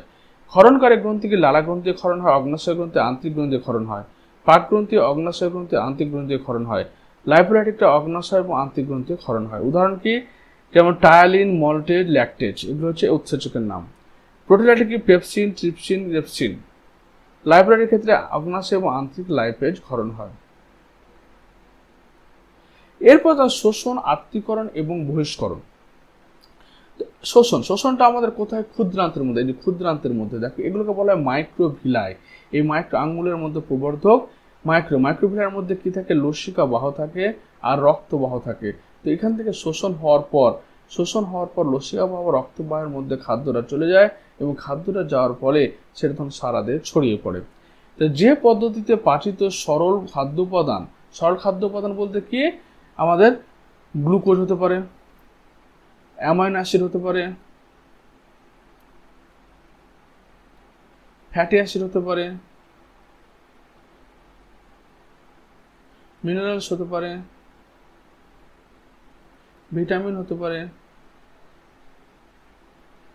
জল হতে পারে। এগুলো কি হয়? খাদ্যের মধ্যে শোষণ ঘটে। শোষণ বলে খাদ্যবস্তু সমূহ তাদের সরলতম উপাদানে পরিণত হওয়ার পর তারা দেহ শোষণের উপযুক্ত হয়। খাদ্যের শোষণ শুরু হয় পাকস্থলীতে। এই অংশ থেকে জল, অ্যালকোহল জাতীয় পদার্থ সরাসরি রক্ত শোষিত হয়। ক্ষুদ্রান্তের ভিলি আদর্শ শোষণ অঙ্গ। এই যে ভিলিগুলো করা হয়েছে কেন? যাতে ক্ষেত্রফল বৃদ্ধি পায়। ধরে না একটা অল্প জায়গার মধ্যে আমি অনেক জিনিস থাকতে পারবো, কিন্তু লম্বা হয় তাহলে দেখো এটা করার জন্য কতটা জায়গা লাগলো একটু করার জন্য, কিন্তু এখানে কি অল্প জায়গার মধ্যে হয়েছে ক্ষেত্রফল বৃদ্ধি করার জন্য। শর্করা মনোস্যাকারাইড রূপে, প্রোটিন অ্যামাইনো অ্যাসিড রূপে এবং ভিলি রক্তচাপ দ্বারা ফ্যাট এবং ফ্যাটি অ্যাসিড গ্লিসারলে পরিণত হয় এবং শোষিত হয়। ভিটামিন শোষিত হয়, জল শোষিত হয়। তাহলে এই 6 রকম খাদ্য আমাদের শোষিত হয়। আত্তীকরণ, এবার এই যে খাদ্যগুলো শোষিত হলো রক্তবাহের মাধ্যমে বাহিত হওয়ার পর কোষের সাইটোপ্লাজমে চলে যায়, যেখানে গ্লাইকোলাইসিস এবং ক্রেবস চক্র হয়। শোষিত খাদ্য যে পদ্ধতিতে প্রোটোপ্লাজমের অংশে পরিণত হয় তাকে আত্তীকরণ বলে। খাদ্যের পাচন শোষণ সম্পন্ন হওয়ার পর কোষের আভ্যন্তরে প্রোটোপ্লাজমের পুষ্ট ব্যবহার করা হয় আত্তীকরণ। মানে এই খাবারগুলো বিভিন্ন উৎসেচকের মাধ্যমে সরল খাবার তৈরি হলো, এগুলো তোমার রক্তবাহের মধ্যে বাহিত হওয়ার পর কোষের মধ্যে যে সমস্ত সাইটোপ্লাজম রয়েছে, যেখানে গ্লাইকোলাইসিস হবে এবং যেখানে তোমার মাইটোকন্ড্রিয়া, যেখানে ক্রেবস চক্র প্রান্তীয় শ্বসনের মাধ্যমে সেখানে গিয়ে তোমার কি তৈরি করবে? আলটিমেট এটিপি তৈরি করবে। বহিষ্করণ, যে সমস্ত খাদ্যগুলো আমাদের পাচিত হলো না, সে অপচ্য খাদ্যগুলো মলরূপে দেহ থেকে বেরিয়ে আসবে, একেই বহিষ্করণ বলা হয়ে থাকে।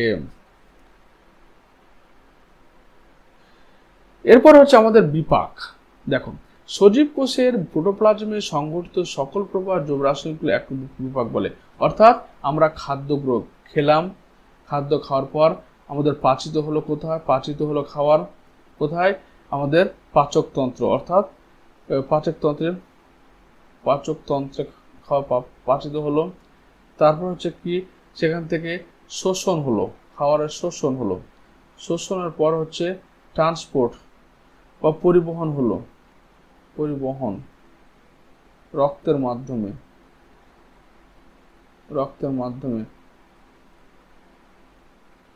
কোথায় গেল? কোষের সাইটোপ্লাজম এবং মাইটোকন্ড্রিয়া গেল। সাইটোপ্লাজমে গিয়ে তোমার এখান থেকে এখানে কি হলো? গ্লাইকোলাইসিস প্রক্রিয়ার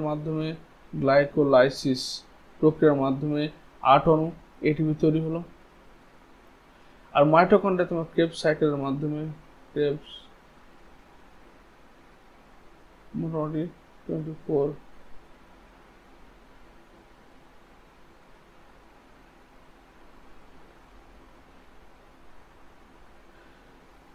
তারপর হচ্ছে কি? উৎসেচক বিপাককে চাবিকাঠি বলা হয়, কারণ এই বিপাককে কার দ্বারা সম্ভব? একমাত্র উৎসেচকের দ্বারা। অনেকগুলো উৎসেচক মিলে এই 24টি ভিতরে বিপাকের একটা উপচিতি বিপাক, অপচিতি। উপচিতি বিপাক কাকে বলা হয়? যে প্রক্রিয়ার মাধ্যমে জীবদেহের শুষ্ক ওজন বৃদ্ধি পায় তাকে বলে উপচিতি বিপাক। যেমন হচ্ছে পুষ্টি সালোক সংশ্লেষ।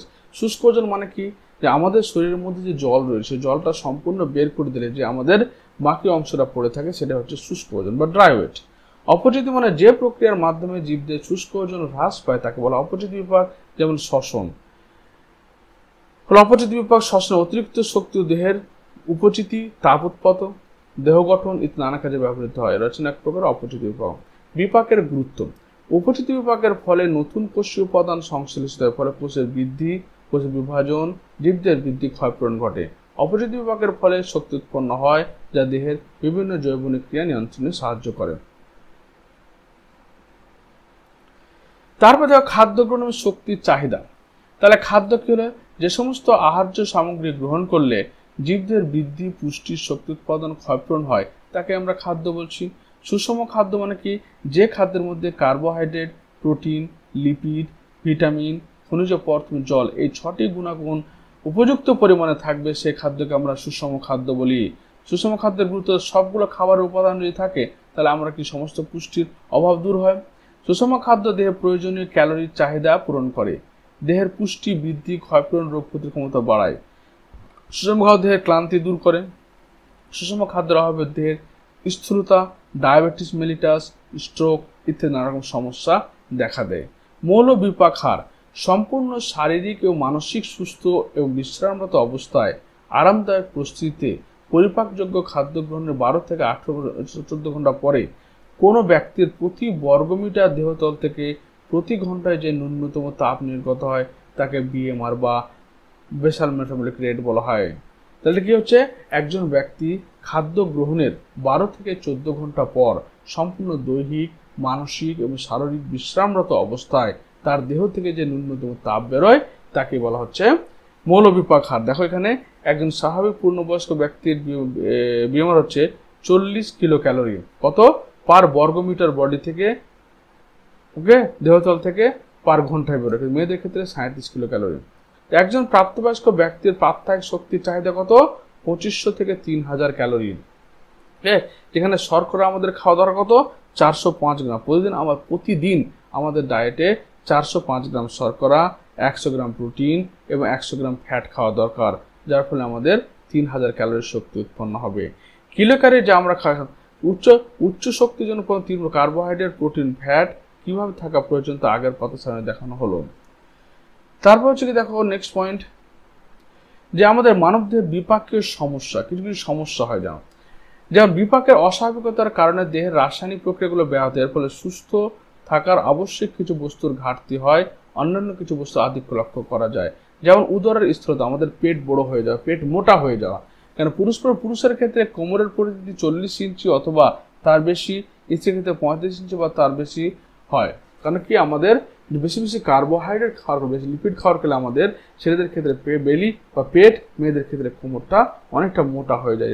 ছেলেদের ক্ষেত্রে 40 ইঞ্চি, মেয়েদের ক্ষেত্রে 35 ইঞ্চি হয়ে যায়। তারপর 2 নম্বর প্রশ্ন, অ্যাথেরোস্ক্লেরোসিস। এটা একটা অশুভ। কেমন হচ্ছে দেখো, এটা আমাদের নর্মাল ধমনী বা শিরা, এর মধ্যে রক্ত প্রবাহিত হচ্ছে, কিন্তু কোনো কারণে কি হচ্ছে যে প্লাক জমে আছে, অর্থাৎ যদি কোলেস্ট্রলগুলো আমাদের রক্তবাহের ভিতরের দিকে জমা হয়ে যায় তার রক্তবাহের কি হয়, সংকীর্ণ হয়ে যায়। আর সংকীর্ণ হওয়ার ফলে কি ঠিকঠাক রক্ত প্রবাহিত হতে পারে না, বলে ঠিকঠাকভাবে রক্ত আমাদের হৃৎপিণ্ড পেশিতে পৌঁছাতে পারে না, বলে হৃৎপিণ্ড আমাদের ব্লক হয়ে যায়, হৃৎপিণ্ড আমাদের কাজ করা বন্ধ করে দেয়, একে বলা হার্ট ফেলিওর বলা হয়ে থাকে। লিভার সিরোসিস, দেখো এটা আমাদের নর্মাল লিভারের কালার, কিন্তু যখন লিভারের সিরোসিস অর্থাৎ লিভারে ইনফ্লামেশন হয়ে যায়, প্রদাহ হয়ে যায়, তখন লিভারটা এরকম কালারের হয়ে যায়। বিশেষ করে মদ্যপানের কারণে যকৃতের ক্ষত এবং যকৃতের কিছু অংশ অবলুপ্তি ও যকৃতের কাঠিন্য দেখা যায়, যকৃতটা অনেক শক্ত হয়ে গেলে কাজ করা কমিয়ে দেয়। উচ্চ রক্তচাপ, ধূমপান, স্থূলতা মানে মোটা এবং অত্যাধিক লবণ খাওয়া, অ্যাড্রিনালিন, থাইরয়েড গ্রন্থির সমস্যা প্রভৃতি কারণে রক্তচাপ 100, আমাদের নর্মাল রক্তচাপ কত? নর্মাল রক্ত 120/80, কিন্তু এখানে 140/90 মিলিমিটার মার্কারের বেশি হতে উচ্চ রক্তচাপ বলি। ইউরেমিয়া বুঝতে পারছো যে বৃক্কের কাজে বিঘ্ন, অধিক প্রোটিন জাতীয় খাদ্য গ্রহণ প্রভৃতি কারণ রক্তে ইউরিয়ার মাত্রা বৃদ্ধি পেলে তাকে ইউরেমিয়া বলা হয়। তাই বৃক্ক যদি ঠিকঠাক ফিল্টার করতে না পারে বা অধিক প্রোটিন জাতীয় খাবার খাচ্ছে, যার ফলে আমাদের কি হচ্ছে, ইউরেমিয়া রোগ হচ্ছে। আর্থারাইটিস, অস্থিসন্ধি অঞ্চলে তরুণাস্থি বিনষ্ট হলে ভাইরাস এবং ব্যাকটেরিয়ার সংক্রমণে বিপাকজাত অস্বাভাবিকতার কারণে রক্তে ইউরিক অ্যাসিড পরিমাণ বাড়লে অস্থিসন্ধি স্ফীত হয়। এই যে এগুলো হচ্ছে আমাদের এই যে হাড়ের মধ্যে, দেখো হাড়ের মধ্যে কি হচ্ছে, তোমার ইউরিক অ্যাসিড জমা হয়ে যাচ্ছে, তখন আমাদের কি হয়, আর্থারাইটিস হয়। গয়টার মানে গেটে বাত যাকে বলছি আমরা, গয়টার মানে হচ্ছে আমাদের গলা ফুলে যাওয়া। এটা খাদ্যে আয়োডিনের অভাব ঘটলে বা হাইপোথাইরয়েডিজম বা থাইরক্সিন হরমোন কম ক্ষরণ হলে, অভাব ঘটলে থাইরয়েড গ্রন্থি বৃদ্ধি ঘটে, অধিক থাইরক্সিন ক্ষরণ হয়, তাকে বলা হচ্ছে কি গয়টার। তাহলে আমাদের যদি খাবারে যদি আয়োডিনের অভাব হয়, তাহলে থাইরয়েড গ্ল্যান্ডটাকে আকারে বড় হয়, বেশি বেশি ক্ষরণ হয়, ফলে আমাদের গলা ফুলে যায়। ডায়াবেটিস মেলিটাস মানে আমাদের ইনসুলিন, আমরা যখন খাবার খাই সে রক্তের মধ্যে খাবারগুলো কি হয়, শোষিত হয়। এবার খাবারের পরিমাণটা যদি বেশি হয়ে যায় বা গ্লুকোজের পরিমাণটা যদি বেশি হয়ে যায় রক্তে, তাহলে সেই গ্লুকোজটাকে সরানোর কাজটা হচ্ছে ইনসুলিনের। এবার ইনসুলিন হরমোন কোথায় ক্ষরণ হয়, তোমার অগ্নাশয় গ্রন্থি থেকে ক্ষরণ হয়। এবার ইনসুলিন যদি না ক্ষরণ হয়, রক্তের গ্লুকোজগুলো সরাতে পারে না, ও রক্তের গ্লুকোজগুলো জমা হয়ে গিয়ে তোমার রক্তের গ্লুকোজের মাত্রাটা বেশি হয়, যেটা পেচ্ছাবের মাধ্যমে আমাদের বেরিয়ে আসে, গ্লাইকোসিউরিয়া বলা হয় তাকে, এবং এটাকে মধুমেহ রোগ বলা হয়। তাহলে শর্করা বিপাকের ত্রুটির ফলে ডায়াবেটিস মানে আমাদের রক্ত, এটা ধরনের ব্লাড, আমরা খাদ্য খাচ্ছি, এবার খাদ্যের কি হলো, গ্লুকোজ এর মধ্যে, ব্লাডের মধ্যে গ্লুকোজ শোষিত হলো। এবার ধরো না এই গ্লুকোজ 100% শোষিত হলো, তার মধ্যে হলো আমাদের 80% ব্লাড কোষের মাধ্যমে জারিত হয়ে গেছে, 20% গ্লুকোজ আমাদের রক্তের মধ্যে রয়েছে। এই 20% সরানোর কাজ কার, ইনসুলিনের। ইনসুলিনের কাছে আমরা গ্লুকোজকে গ্লাইকোজেনে পরিবর্তন করবে এবং যকৃৎ পেশিকে সঞ্চয় করে রাখবে। এবার যদি ইনসুলিন ক্ষরণ না হয়, তাহলে 20% গ্লুকোজ করবে রক্তের মধ্যে থেকে যাবে, ও রক্তে গ্লুকোজের মাত্রা বেড়ে যাবে, তখন তাকে আমরা ডায়াবেটিস মেলিটাস বলা হয়ে থাকে, বা হাইপার গ্লাইসেমিয়া। হাইপার মানে বেশি, গ্লাইসেমিয়া মানে গ্লুকোজ। তো রক্তে তারপরে মূত্রের মধ্যে বেশি বেশি গ্লুকোজ বেরোবে, এই গ্লাইকোসিউরিয়া বলা হয়। রক্তের স্বাভাবিক শর্করা পরিমাণ 100 সিসি, রক্তে 80 থেকে 120 মিলিগ্রাম। তাহলে এই হলো আমাদের পরিপাক পুষ্টি ও পরিপাক তন্ত্রের ভিডিও। তোমাদের যদি আশা করি তোমাদের ভালো লাগবে। যদি তোমার কোনো সমস্যা থাকে, প্রশ্ন থাকে, তো অবশ্যই আমাকে কমেন্ট বক্সে কমেন্ট করে জানিও। ভিডিওটি দেখার জন্য তোমাদের অসংখ্য ধন্যবাদ। Thank you.